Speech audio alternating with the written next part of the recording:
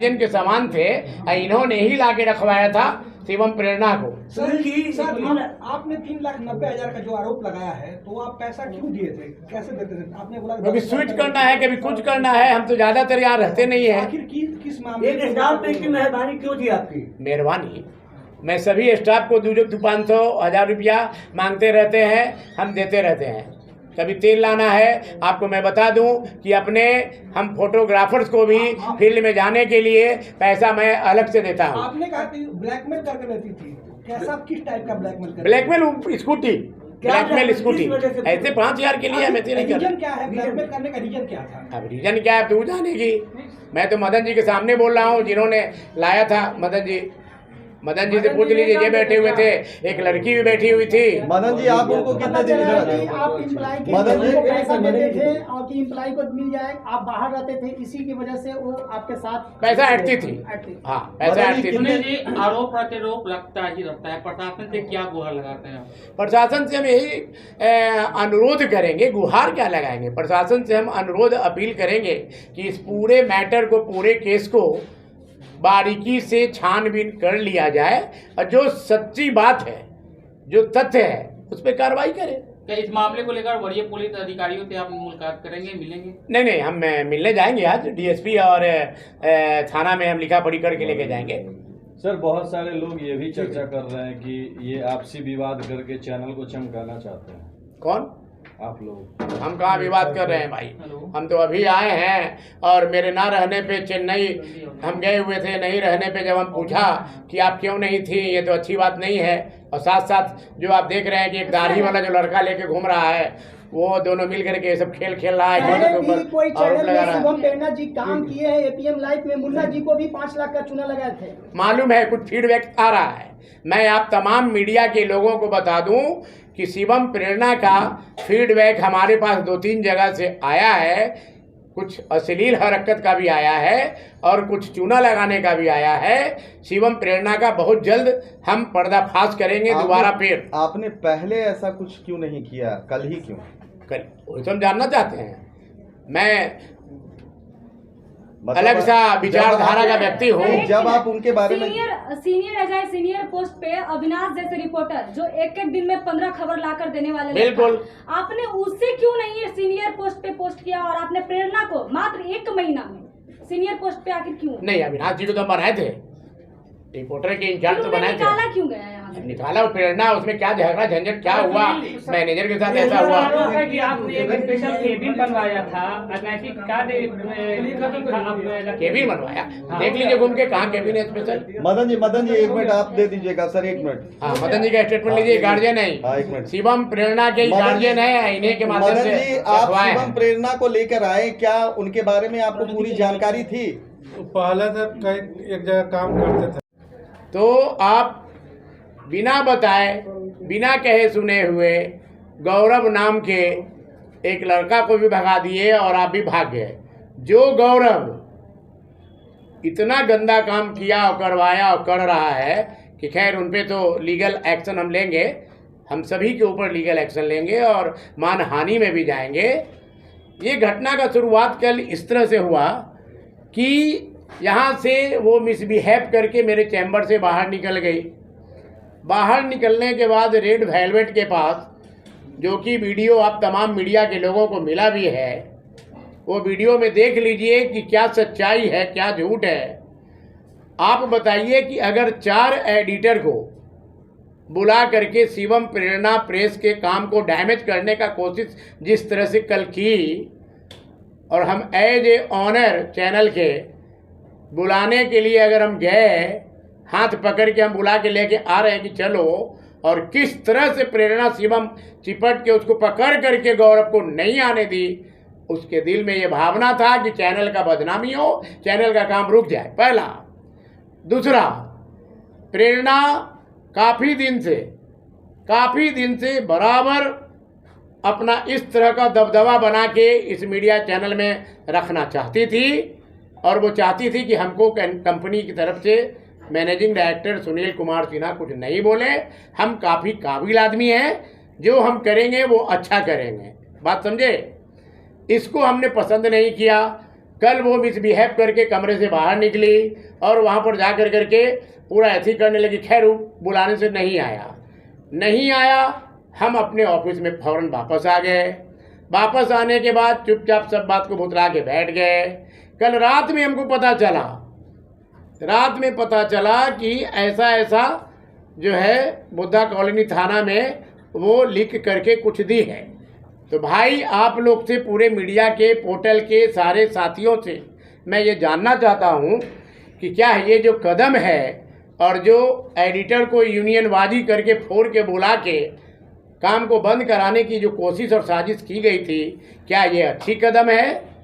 Number 2, scooty दिलाने के लिए कई माह पहले हमको वो एक कोटेशन ला के दी। ये देखा जाए प्रेरणा के द्वारा दिया गया कोटेशन, स्कूटी का डिमांड कर रही थी हमसे, स्कूटी गाड़ी दिलाने का डिमांड कर रही थी। स्कूटी गाड़ी के संबंध में कई बार हमसे दबाव भी दी, चैटिंग भी की, पैसा भी बहुत सारा 3,80,000, 90,000, 10,000 करके, 20,000 करके बराबर रेगुलर पैसा लेती थी, ब्लैकमेल करके। कभी वो काम के लिए, कभी वो काम करवाना है, कभी उसका वो स्विच खराब है, ऐसे करके पैसा वो ऐंठा करती थी। इस ऐंठने का विरोध एक आध बार हमको सुझाव रिया जैसी शुभचिंतक और भी हमको कई लोग फरत सब हमको बीच में बोला करती थी। मैं इन लोगों का बात नहीं सुनता था, क्योंकि इस तरह का वो यहाँ पर इम्प्रेशन बना के रखी हुई थी कि जैसे लगता था कि नहीं, जो है जो यही सच्ची है, यही भक्ति है, यही सब चीज़ है। लेकिन कल वो अपना असली रूप दिखला दी और जा करके ब्लैकमेलिंग का, इस तरह का वो झूठा हम पर बेबुनियाद जो लिख करके थाने में दी है। मैं खुद बहुत अपने आप को शर्मनाक हूँ और बहुत हमें अपने आप में दुख पहुँचा है, ठेस पहुँचा है। बस इस बदनामी के लिए, मैं इस जो प्रतिष्ठा का हनन के लिए मैं मानहानि में भी जाऊंगा। और मैंने इस केस की जानकारी माननीय कोतवाली डीएसपी महोदय को भी दे दिया और थाना प्रभारी नई जो पिंकी जी आई हैं बुद्धा कॉलोनी की, उनको भी सारा जानकारी दे दिया। और मैंने बोला भी कि मैं अपने तरफ से भी सारा एविडेंस के साथ पक्ष आपको आज दूंगा। जो अभी आप मीडिया के भाइयों से फ्री होंगे तो सभी को हम जाकर के वहाँ अभी लिखा पढ़ी करके देने वाले हैं। बाद का जो एक्शन कार्रवाई है वो हम करेंगे। अभी तक कब से काम कर रही थी वो काम करते लगता है 12 अप्रैल। और कितने पैसे आपके द्वारा लाए गए स्टाफ को हटाकर अपने स्टाफ को लाने का पीछे वजह क्या था, क्या लगता है आपको? इसमें मेरे द्वारा लाया हुआ रखा हुआ मतलब हम नहीं समझे। आपने जो स्टाफ रखा था, हाँ। उसके बाद शिवम प्रिया ने अपने लोगों को यहाँ पर भर्ती करना शुरू कर दिया। यही कारण था कि जब ऐसी जरूरत होगी, बात होगी, मेरी मनमानी, मेरी दबदबा नहीं चलेगी चैनल में, तो हम चैनल भट्टा बैठा देंगे, बंद कर देंगे। उसने ये भी आरोप लगाया कि आपका संबंध हर एक एम्प्लॉय के साथ नाजायज संबंध था। आप सभी को पैसा का प्रबंध दे के सबको इस तरह का घटना ये होता था। तो आप तो रही हैं, क्या आपको पैसा देते थे क्या?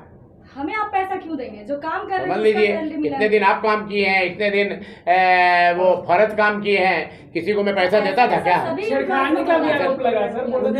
कहा है कि कल मेरे साथ छेड़छाड़ हुई है, गलत जगह छुआ गया है मुझे। तो मैं बता दूं कि गलत जगह छुआ गया है तो मैं आपको रूबरू करवा देना चाहूंगा। मदन जी कहाँ हैं? आगे आइए।